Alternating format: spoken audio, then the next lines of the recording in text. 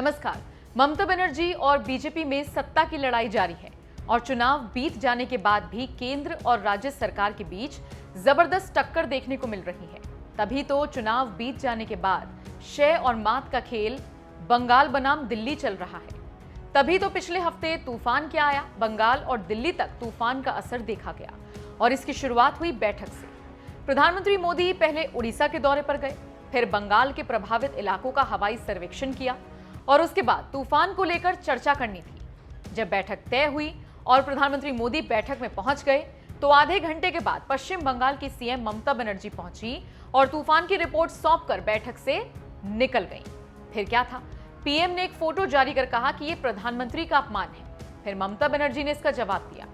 उसके बाद फिर केंद्र ने दांव खेला और सेक्रेटरी को केंद्र पर डेपुटेशन पर बुला लिया। लेकिन ममता ने फिर दांव चलकर अल्पन बंदोपाध्याय को अपना सलाहकार बना लिया और कहा कि इनके अनुभव की बंगाल को जरूरत है और अपना चीफ सेक्रेटरी बदलते हुए गृह सचिव एचके द्विवेदी को नया चीफ सेक्रेटरी बना लिया।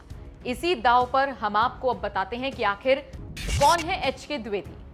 खाका खंगालने से पता चलता है कि द्विवेदी 1988 बैच के आईएएस अधिकारी हैं और पूर्व चीफ सेक्रेटरी अल्पन बंदोपाध्याय से 1 साल जूनियर हैं। वो अब तक पश्चिम बंगाल के होम सेक्रेटरी के तौर पर काम कर रहे थे और उनके पास लंबा प्रशासनिक अनुभव है। एचके द्विवेदी बंगाल की ममता सरकार के साथ लंबे वक्त से काम कर रहे हैं। आप ये भी जानते हैं कि पिछले 15 सालों से ममता बनर्जी बंगाल की सत्ता में है। एचके द्विवेदी बंगाल के संसदीय और सांख्यिकी विभाग को भी देख रहे थे। इसके साथ साथ वो बंगाल में वित्त मंत्रालय के एडिशनल सेक्रेटरी के तौर पर भी काम कर चुके हैं। वो साल 2012 के बाद से ही बंगाल विद्युत कॉर्पोरेशन के मेंबर हैं और ऐसे में सूबे की नौकरशाही में काम करने का उनका अनुभव काफी पुराना है। जानकारी देते चलें कि बंगाल के पूर्व चीफ सेक्रेटरी अल्पन बंदोपाध्याय 31 मई को रिटायर होने वाले थे, लेकिन केंद्र ने बीते 24 मई को उन्हें बंगाल सरकार की सिफारिश के बाद 3 महीने का एक्सटेंशन दे दिया था।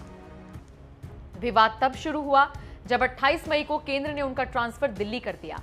सीएम ममता इस फैसले से नाराज थी और उन्हें केंद्र सरकार में भेजने से इनकार कर दिया। ममता बनर्जी ने सोमवार को मुख्य सचिव अल्पन बंदोपाध्याय को रिटायरमेंट की इजाजत देते हुए उन्हें अपने सलाहकार नियुक्त कर लिया और एक प्रेस कॉन्फ्रेंस कर मोदी पर जमकर हमला बोला। को पॉलिटिकल वेंडेटा नहीं कहेगा तो क्या कहेगा? जस्टिस तो अब नहीं दे सकेगा।